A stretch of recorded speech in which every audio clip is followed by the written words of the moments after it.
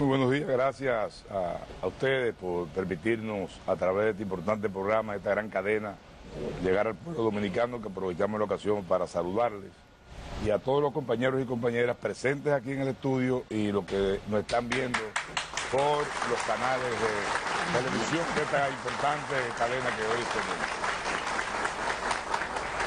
Bueno, ciertamente debemos aclarar que esos aplausos que se escuchan son parte de los miembros de su comisión política y diputados y alcaldes que los acompaña en el estudio. Así es, nos acompañan en el día de hoy parte de los miembros de la comisión política del partido, así como dirigentes nacionales, diputados y diputadas, alcaldes y alcaldesas, que han querido compartir con nosotros en esta mañana este importante espacio y que también agradecemos su presencia.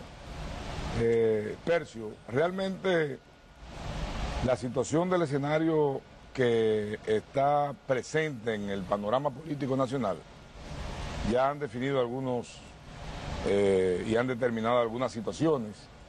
Nosotros desde muy temprano hemos estado ya como candidatos del PRD y no solamente eso, sino que hemos estado también estableciendo candidaturas a nivel nacional en las diferentes provincias, en los diferentes municipios, congresuales y municipales.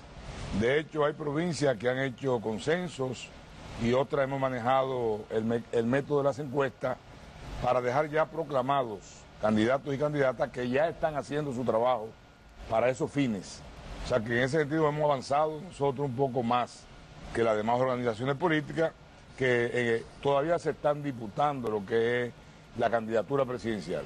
Y eso nos ha permitido avanzar en el trabajo político y entendemos que una vez ya definido el panorama general de todos los partidos políticos, pues la situación será ya diferente en términos de lo que son el proceder de las organizaciones.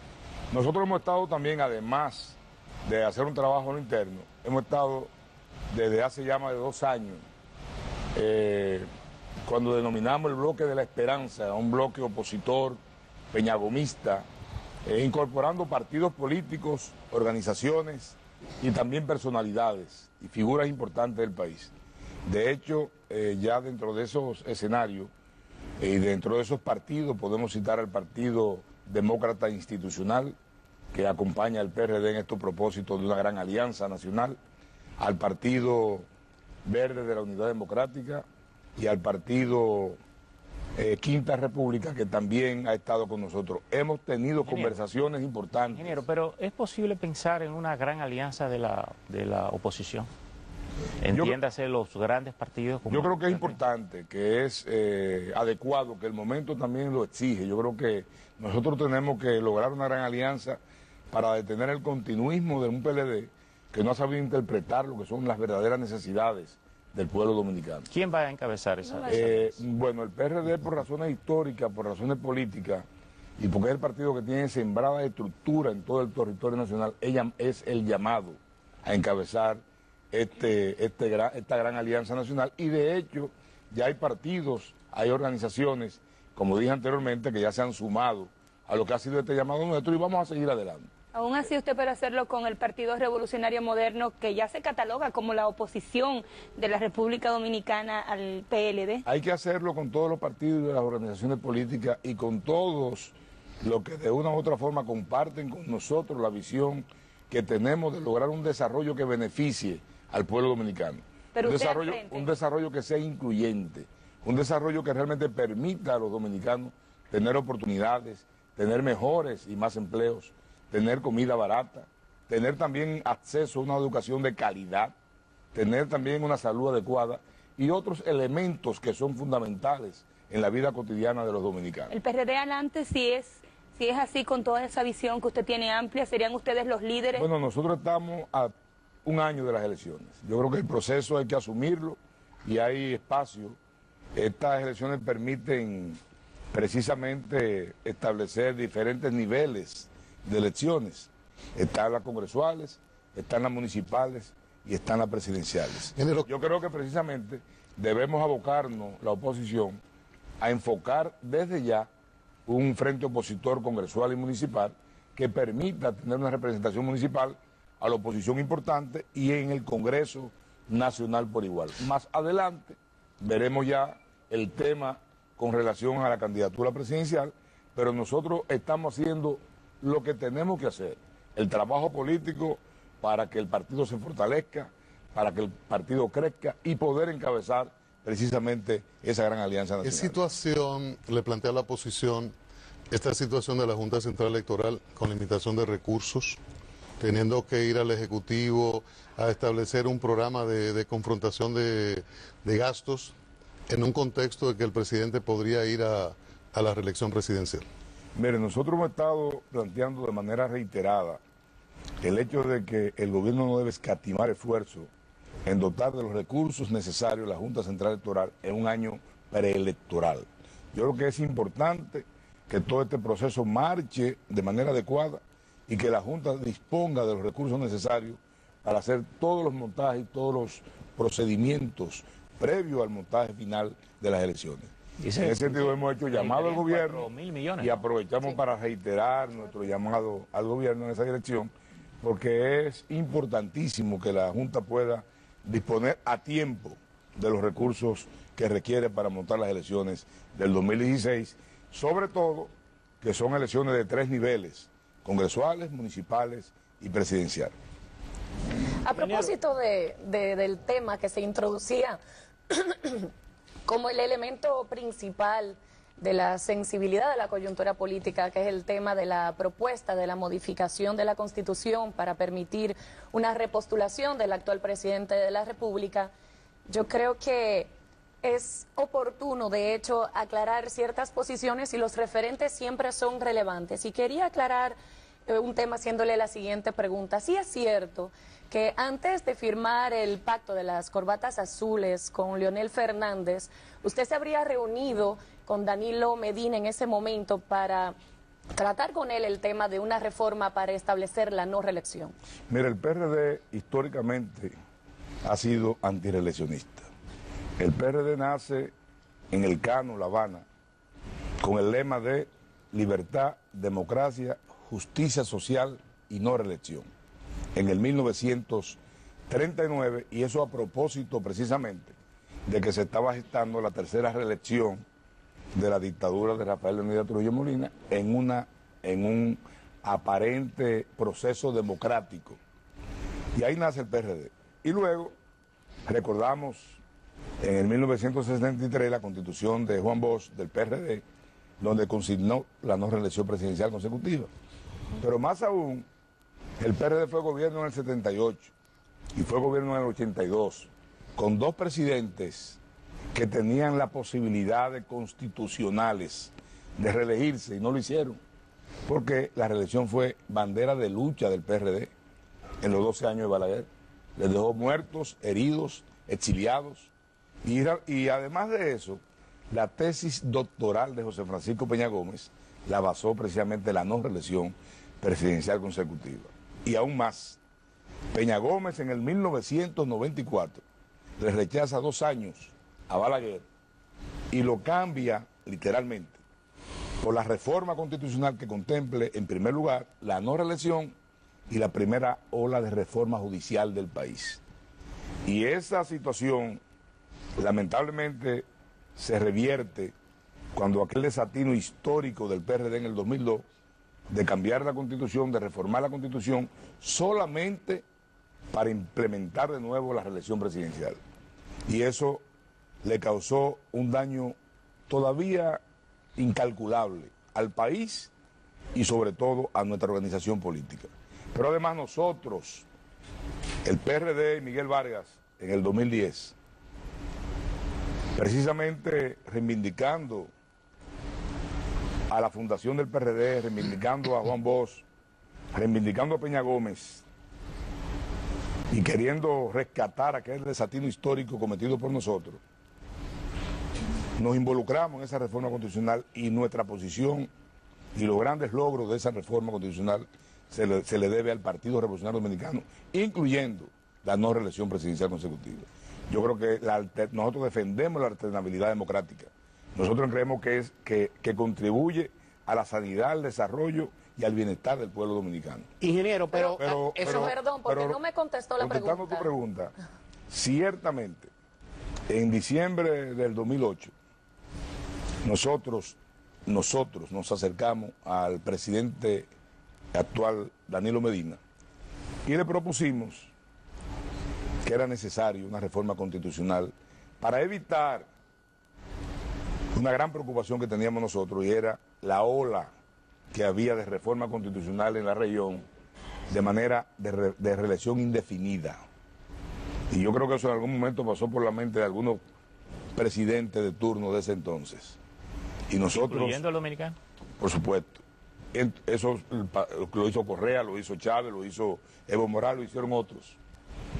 Nosotros, había esa ola, había esa situación que reinaba en el ambiente político regional. Y visitamos a Danilo Medina, nos reunimos con él. Fue en diciembre, nosotros habíamos terminado de pasar por un proceso electoral de mayo del 2008, donde precisamente esa situación me despertó aún más a mí, el hecho de involucrarme en una reforma constitucional, porque viví en carne propia lo que era un presidente candidato, lo que significa las instituciones débiles del país y lo que significa el uso y abuso de los recursos. ¿Quién pidió la reunión, Danilo o usted? No, la pedí yo, con Danilo Medina. En este momento se está viendo... Pero quiero aclarar que luego, cuando me involucré con el tema de la reforma con el presidente Fernández, la reunión la pidió él.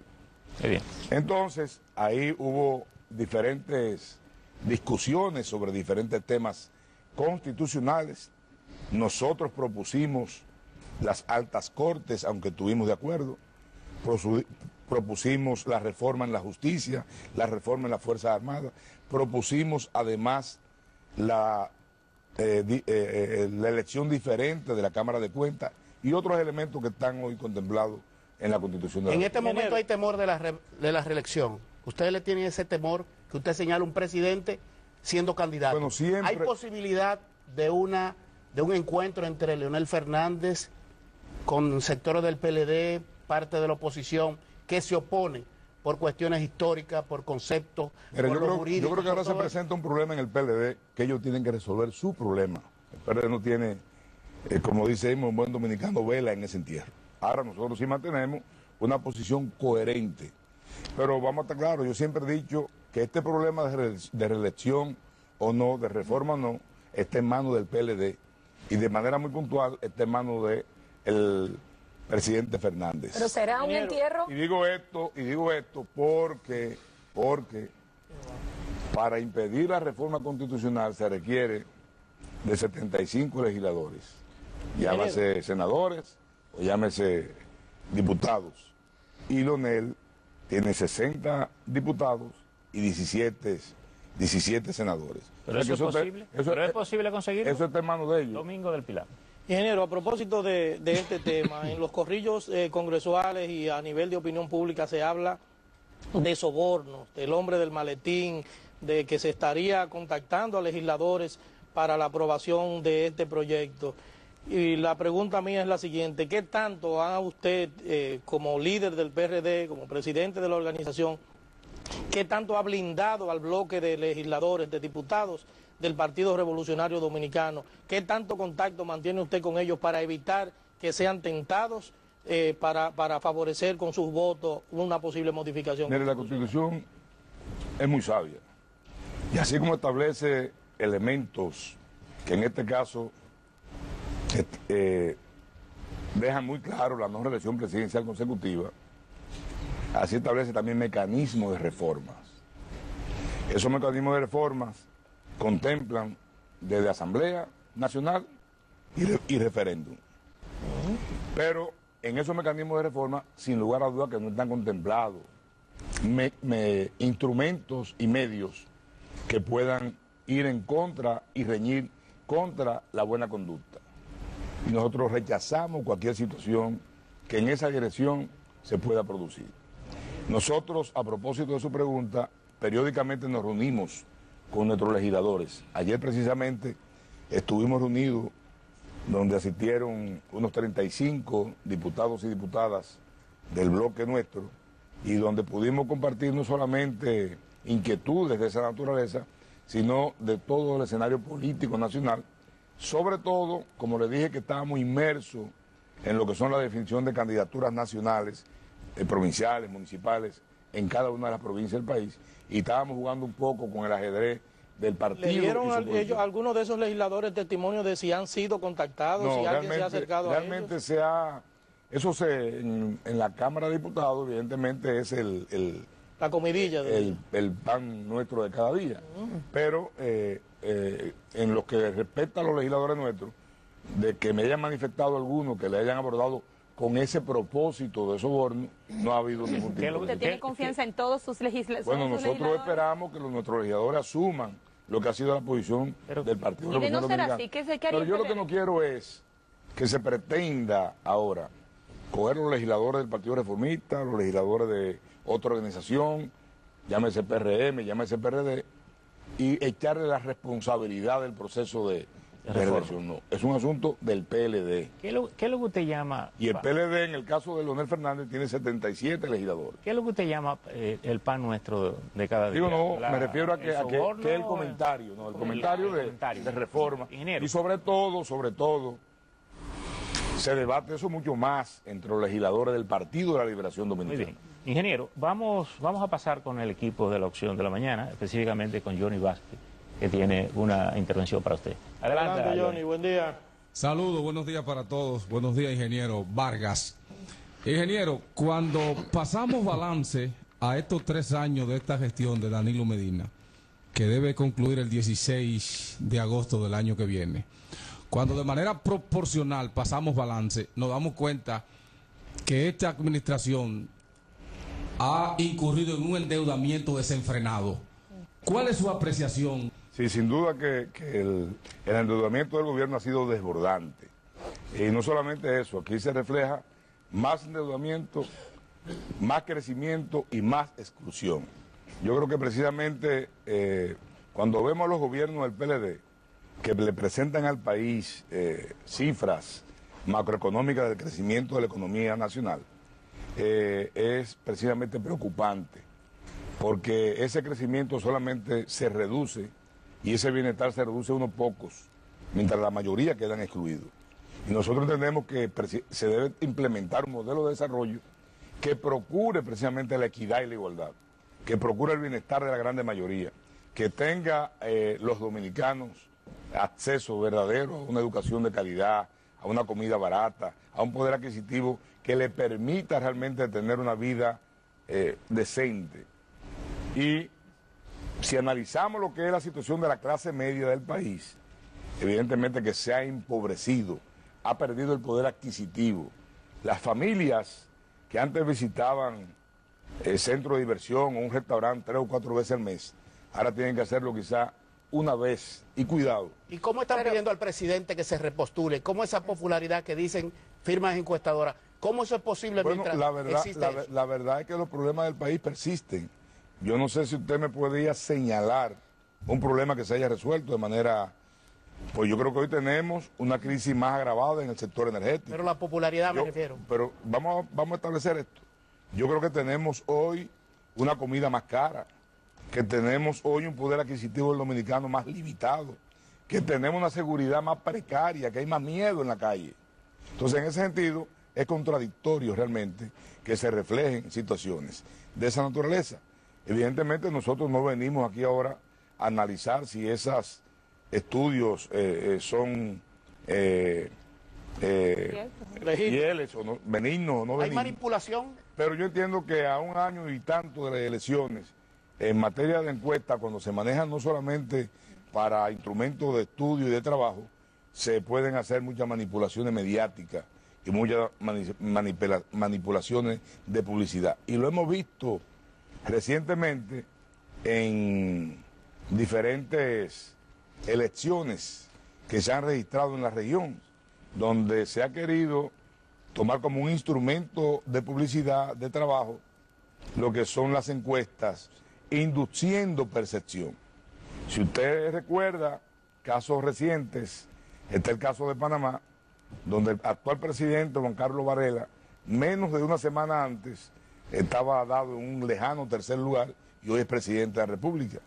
Ahí está el caso también de Colombia, donde Santos en primera vuelta se reflejaba que ganaba con 14 puntos encima y quedó debajo por 5 puntos porcentuales.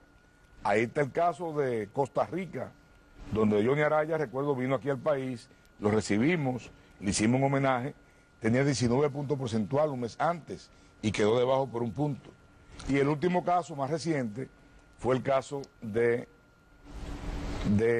Brasil, donde las encuestas daban bien parejo a Da Silva con la Rousseff, con Dilma, y daban en un lejano tercer lugar a Neves,